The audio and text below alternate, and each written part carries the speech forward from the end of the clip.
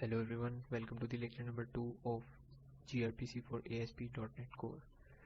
So in this lecture we will see that how we can implement gRPC service in ASP.NET Core. For this we have opened the Visual Studio 2022 and let's create a new project. In this search bar let's write gRPC and you will see ASP.NET Core gRPC service. Click on this project type and let's name the project as gRPC service.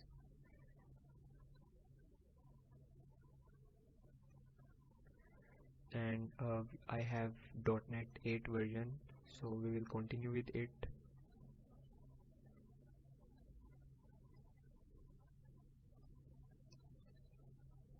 So now the project is creating.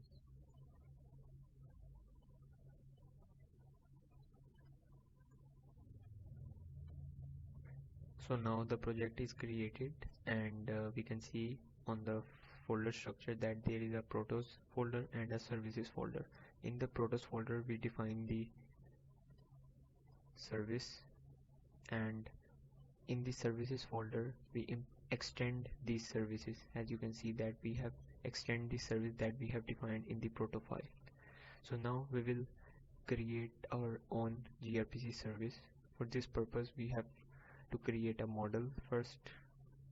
Let's add a model folder in order to create our database. In the model folder let's add a product model.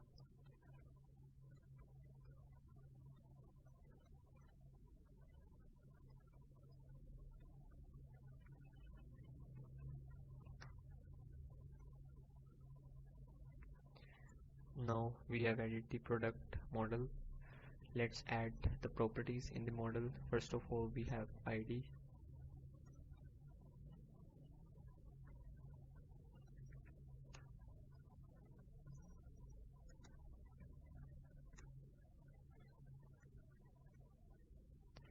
Let's make it GUID and ID. Next we have product name of type string.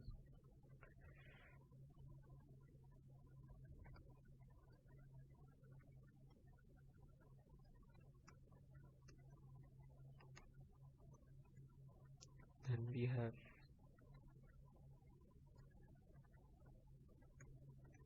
price.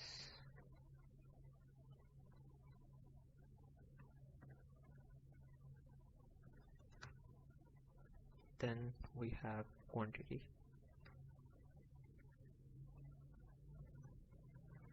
Alright, so now we have created the model class of the product, and now we will create an application DB context class.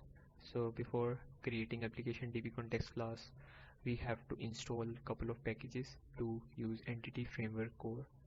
So we will go to NuGet package manager, NuGet package manager for solution,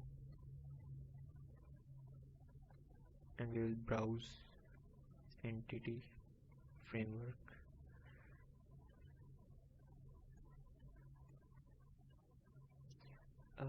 So from these packages we will install Microsoft.entityframework core.SQL server, Microsoft.entityframework core.tools. So let's install these two packages.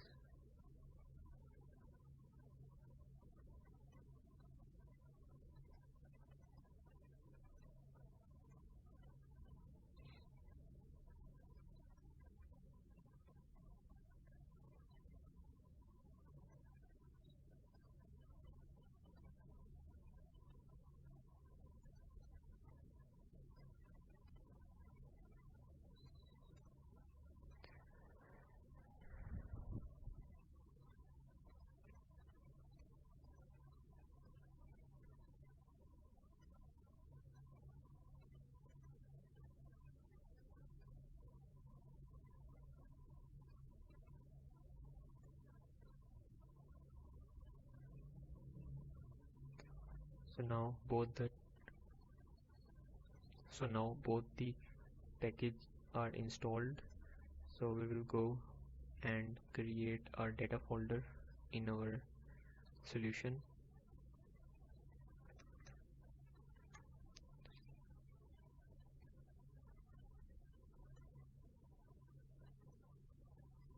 And we will add a new class in it and call it application db context.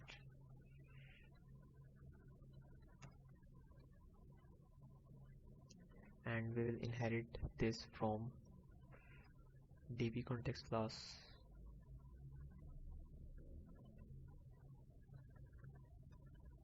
Context.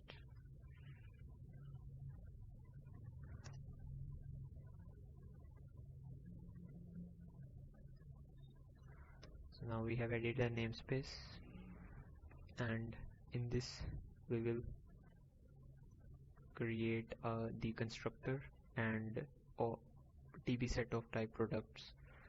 So for this we have to add the model namespace.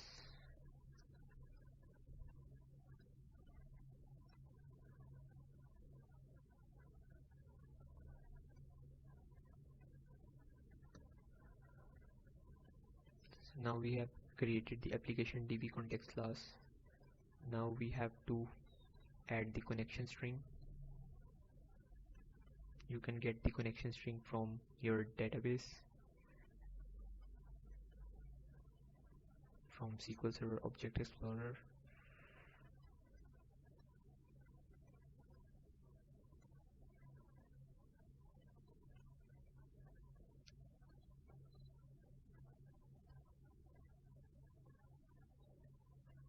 From here you can get the connection string of the database that you have created. I have copied it already, so I will paste it here.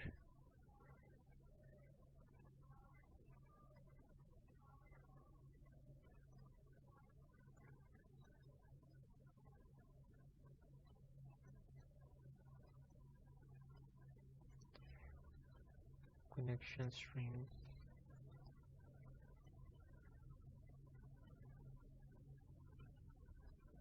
default connection.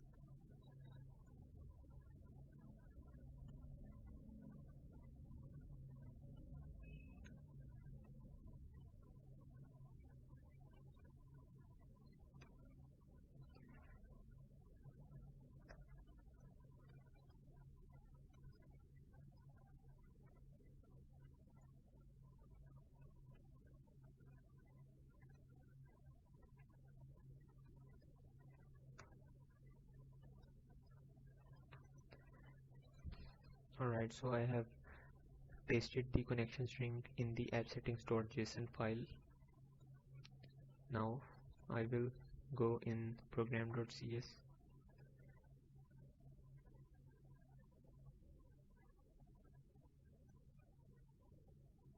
and I will register the db context file in the program.cs. So let's add builder dot services dot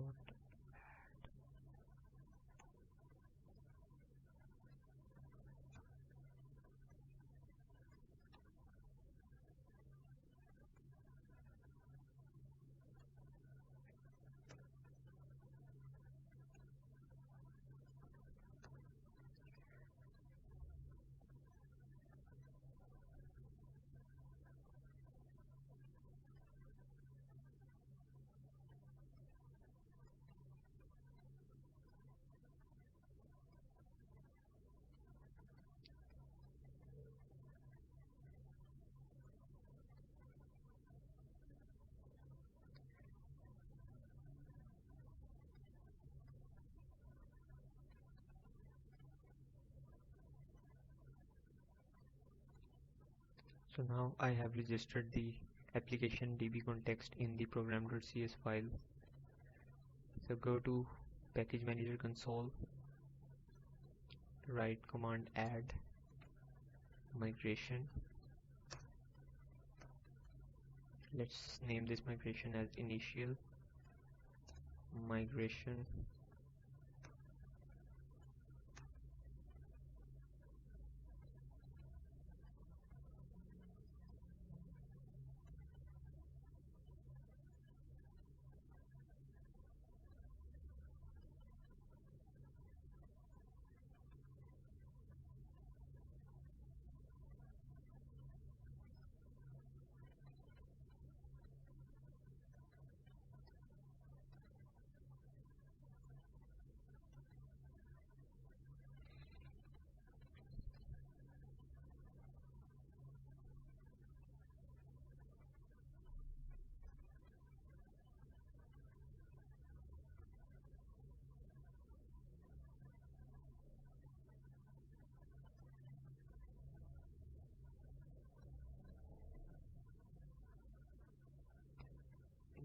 You can see that the migration is succeeded. Now we can run the command update database.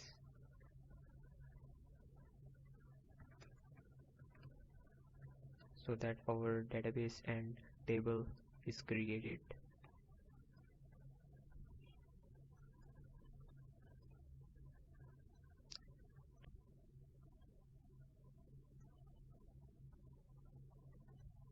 And you can see that the tables are created. Protos folder and add a new proto file.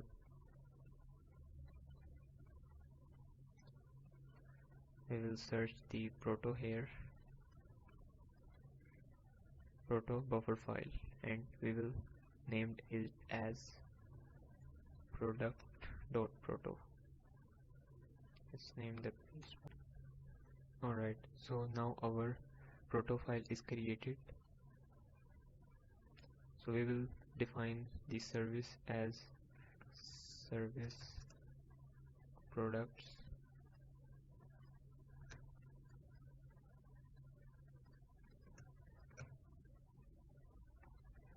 and we will define the remote procedure calls like get product, which receives the product request and return the product response.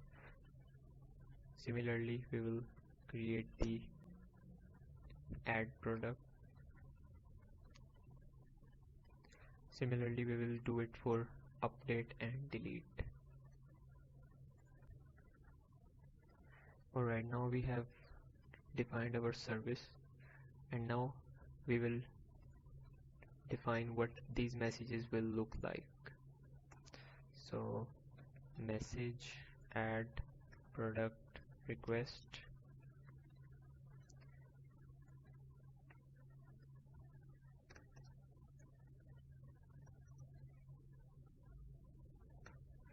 it will have name on the first position, price on the second position,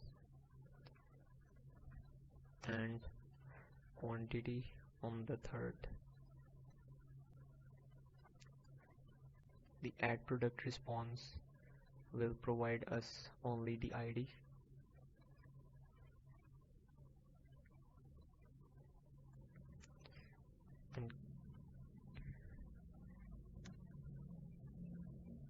And get product request, we will send the ID.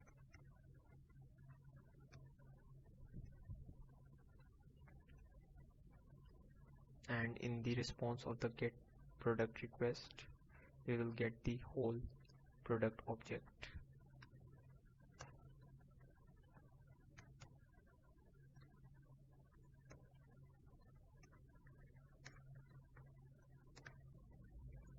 So in the similar way, we will add the messages for the update and delete product remote procedure call. So we have added the messages for the update product request, update product response, delete product request, delete product response, get all product request, get all product response. which will return the repeated get product response. Alright, so now we have defined the gRPC service, and now we will extend this gRPC service in the services folder. So let's create a service, add new class and call it product service, and this will inherit from products dot product space. As you can see that I have added the namespace for gRPC service.proto, because I have defined this proto service in the gRPC service.proto's namespace. So to access this service, I have to add the namespace in this service file. So you can see that I can access the base class of this service through products.productsBase, and I can extend this file by creating a class. So, and next I have to add the reference to this proto file in this project, which I have done here. So now we will go and rebuild the solution.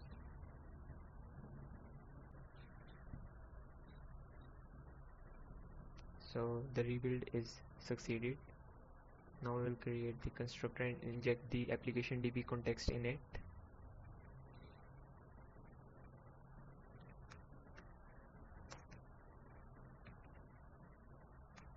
And create a private read-only member of type DB context.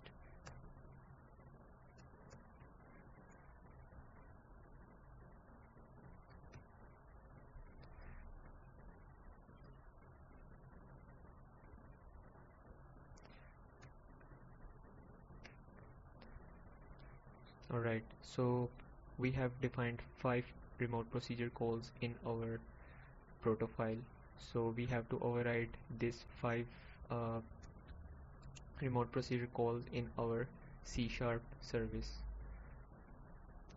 So let's override this. Public override async task.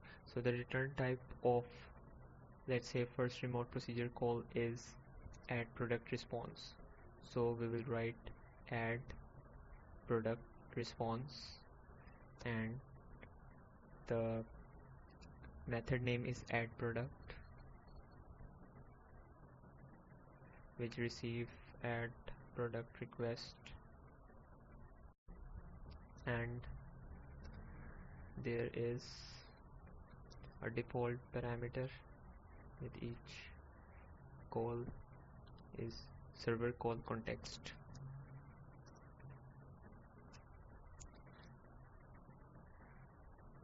So now when this method is called, we will receive a add product request object, and we will save this in our DB.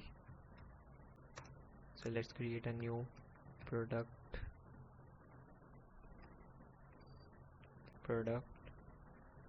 dot id, and we will, it's the string, so we will typecast into toString, because we have GUID in the model, as you can see.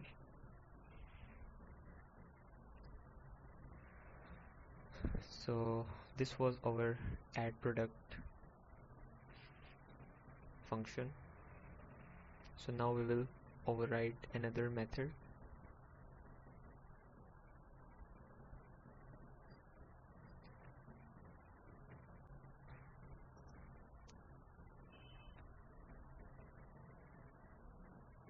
Get product. Alright, so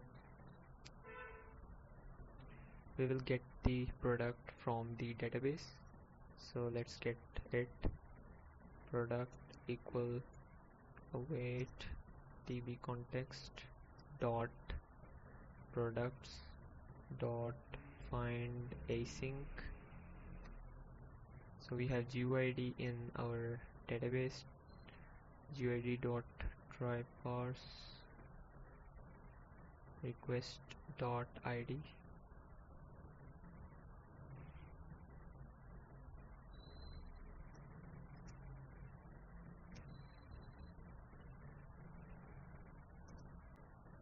Alright, we have just parsed the string into GUID, and if it's null we have assigned it empty. So we can check if product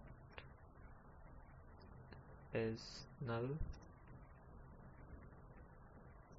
We can throw an exception of type RPC that the product not found with status code not found.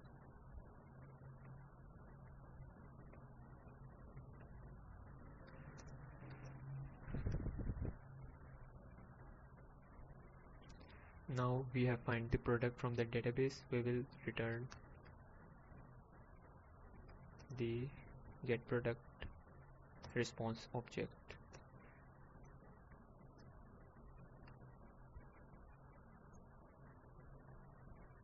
ID is product.id.toString due to GUID, and name is product.name, price equal to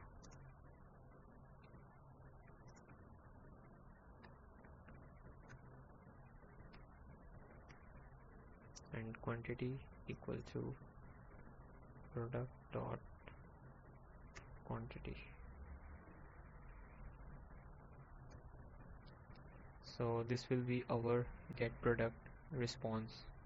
So now I have implemented all the remote procedure calls that I have defined here.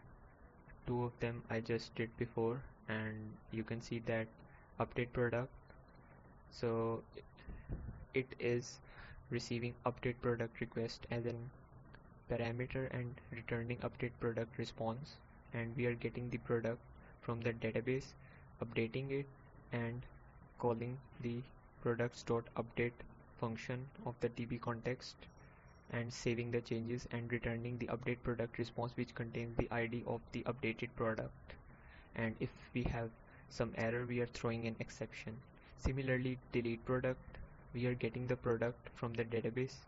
If we haven't find the product, we will throw an RPC exception with not found and message with product not found, and we will, if we have find the product, we will remove it from the database and save the changes and return the ID of the deleted product. Similarly, when we get all product, we will get the product from the database in the list, and we will create a new get all product response which contains the repeated response of the get product response. Means this is if we want to get a single product, we will call the get product response, and when we want all products, then it will contain repeated get product response. So here we have created a get all product response object, and we have added all the products in it, and we have returned the response, and the return type is get all product response, which contains multiple get product response. So we have completed our gRPC service. So now we will test this gRPC service on a gRPC client. Before testing the gRPC service on the gRPC client, we have to map the gRPC service that we have just created. So map gRPC service, and we have created our products service class gRPC service. So let's run the application and test the gRPC service on a gRPC client.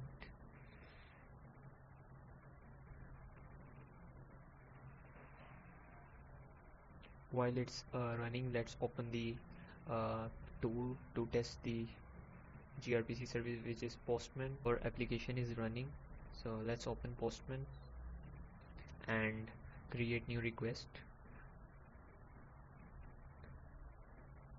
By default it's HTTP, but we are testing the gRPC service, so we will select gRPC from here and we will give service definition. So our service is defined in the proto file, so we'll upload the proto file.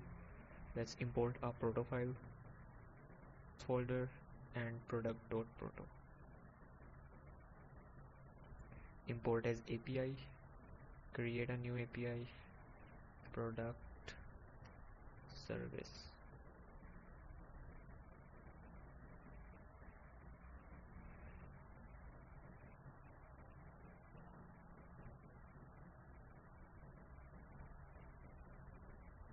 So now we will enter the URL of the application,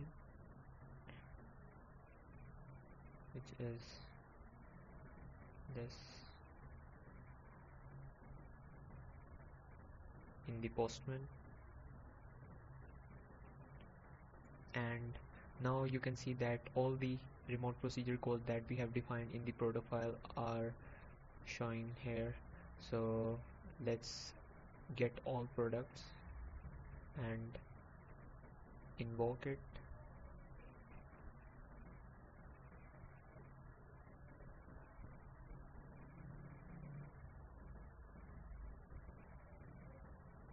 You can see that empty list of product is returned because we don't have any product in the database.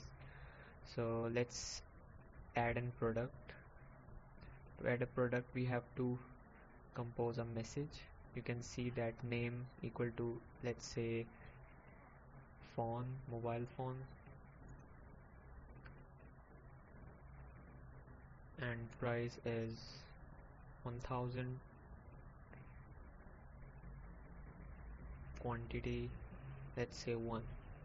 So now we will invoke the add product remote procedure call, and this is basically the add product request. As you can see, in add product request we have name, price and quantity, so we will send it in the message. So let's invoke this. You can see that the ID of the added product is returned. Similarly, we can copy this ID and let's get this particular product. You can see that to get a product we just have to provide the ID, which we have just copied.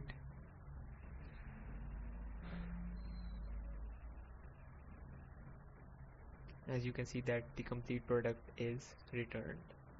And similarly, if we update a product,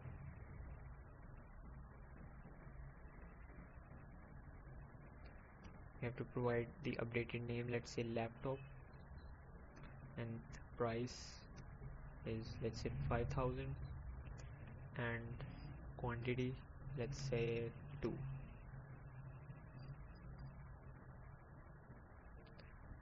So now this is the ID of the product which is updated, so we can test it.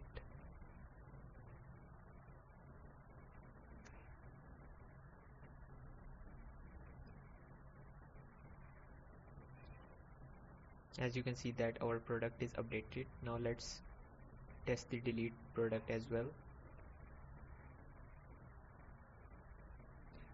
You can see that the product is deleted, and if we try to get this product, so it will return not found, as you can see. So this was the demo that how can we invoke the gRPC service from a gRPC client. In the next lecture we will see that how we can invoke a gRPC service through a web client and how we can access the gRPC service from browsers.